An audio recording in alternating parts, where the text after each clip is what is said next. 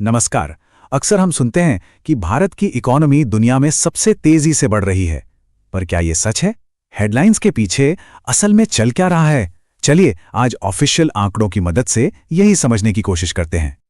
और ये सवाल सिर्फ एक सवाल नहीं है, इसका असर करोड़ों लोगों की जिंदगी पर पड़ता है।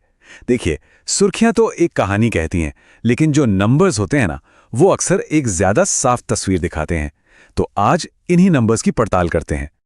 तो ये जानकारी हम कहां से ला रहे हैं? ये सीधे सरकार के अपने इकोनॉमिक सर्वे 2025-26 से है। ये वो डॉक्यूमेंट है जहां अर्थव्यवस्था का पूरा लेखा जोखा होता है और हम इसे एकदम आसान भाषा में समझने वाले हैं। अब भारत की कहानी को समझने के लिए हमें पहले ये देखना होगा कि पूरी दुनिया में उस वक्त चल क्या रहा था, और सच कहूं तो माहौल कुछ ठीक नहीं था। सोच कर देखिए, 2025 का साल दुनिया के लिए काफी मुश्किलों भरा था। जियोपॉलिटिकल कॉन्फ्लिक्ट्स बढ़ रहे थे, देशों ने एनर्जी और फाइनेंस को एक हथियार की तरह इस्तेमाल करना शुरू कर दिया था, और फ्री ट्रेड के आइडिया पर भी सवाल उठ रहे थे। मतलब एक तरह का वैश्विक तूफान था जिसके बीच भारत को रास्ता बनाना था। तो सवाल ये है कि इतने बड़े वैश्विक तूफान के बीच भारत ने कैसा परफॉर्म किया? क्या हमारी इकोनॉमी लड़खड़ा गई या फिर वो डट कर खड़ी रही? चलिए नंबर से पूछते हैं। और ये आंकड़ा देखिए, ये सच में कमाल का है। जहां अमेरिका और ब्रिटेन जैसी बड़ी इकोनॉमीज में महंगाई बढ़ रही थी, वहीं भारत ने इसे न सिर्फ रोका बल्कि 1.8% कम भी किया। ये सिर्फ एक नंबर नहीं है, ये आम आदमी के लिए एक बड़ी राहत है। ओके, महंगाई पे काबू पाना तो एक बात हुई, लेकिन ग्रोथ का क्या? तो यहां भी देखिए, आने वाले साल के लिए 7.5% की जीडीपी ग्रोथ का अनुमान है। मतलब साफ है, भारत सिर्फ टिका नहीं है बल्कि तेजी से आगे भी बढ़ रहा है। तो ये जो जबरदस्त ग्रोथ है, ये आ कहां से रही है?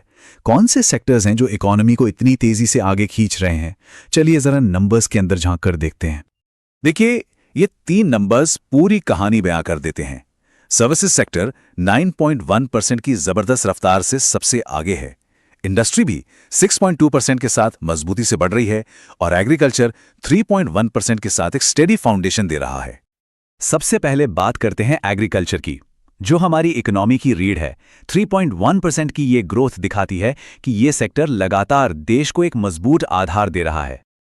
अब आते हैं इंडस्ट्री पर। यहां भी कहानी काफी मजबूत है। ओवरऑल ग्रोथ 6.2% रही, और मैन्युफैक्चरिंग ने तो एक क्वार्टर में 9% से भी ज्यादा की छलांग लगाई। ये संकेत है कि मेक इन इंडिया अब रफ्तार पकड़ रहा है। पर जो असली पावर हाउस है वो है हमारा सर्विसेज सेक्टर। 9.1% की ये ग्रोथ, ये सिर्फ इकोनॉमी का दिल नहीं है, बल्कि वो रॉकेट इंजन है जो इसे भविष्य की ओर ले जा रहा है। तो ये तो हुई आज की बात, जो काफी इंप्रेसिव है। लेकिन अब जरा भविष्य की तरफ देखते हैं कि आने वाले कल के लिए भारत कैसे तैयारी कर रहा है, इनोवेशन और इन्वेस्टमेंट के जरिए। जरा इस सफर पे नजर डालिए। 2015 में ग्लोबल इनोवेशन इंडेक्स में हम 81st रैंक पर थे, और आज 38 पर। मतलब सिर्फ 10 साल में 43 पायदान की छलांग। ये कोई छोटी मोटी बात नहीं है। और ये इनोवेशन सिर्फ रैंकिंग में नहीं है, जमीन पर भी दिख रहा है। आज देश में करीब करीब 2 लाख स्टार्टअप्स हैं। इससे भारत दुनिया का तीसरा सबसे बड़ा स्टार्टअप हब बन गया है। यही तो है इनोवेशन इन एक्शन। और दुनिया भी इस बात को मान रही है। UNCTAD की एक रिपोर्ट कहती है कि भारत ग्रीनफील्ड डिजिटल इन्वेस्टमेंट के लिए दुनिया की सबसे पसंदीदा जगह बन गया है, जिसने सिर्फ 4 साल में $114 बिलियन अट्रैक्ट किए। इसका सीधा मतलब यह है कि दुनिया को भारत के डिजिटल फ्यूचर पर पूरा भरोसा है। तो इन सब बातों का निचोड़ क्या निकलता है? बहुत सीधा सा है। जब पूरी दुनिया में उथल पुथल मची थी, जब बड़ी बड़ी अर्थव्यवस्थाएं संघर्ष कर रही थीं, तब भारत एक मजबूत चट्टान की तरह खड़ा रहा। और ये सिर्फ कहने की बातें नहीं हैं, आंकड़े इस बात की गवाही देते हैं। जरा देखिए, हमारा फॉरेक्स रिजर्व 2 गुने से भी ज्यादा हो गया है। अब हमारे पास 11 महीने से ज्यादा का इंपोर्ट कवर है, और जीडीपी के मुकाबले हमारा बाहरी कर्ज भी कम हुआ है। ये दिखाता है कि हमने अपनी इकोनॉमी को बाहरी झटकों से बचाने के लिए एक मजबूत किला तैयार कर लिया है। तो आगे का रास्ता कैसा है?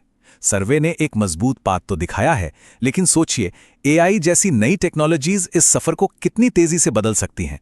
सवाल अब ये नहीं है कि भारत आगे बढ़ेगा या नहीं, सवाल ये है कि ये रफ्तार कितनी तेज होगी। और इसका जवाब शायद हमारे समय की सबसे बड़ी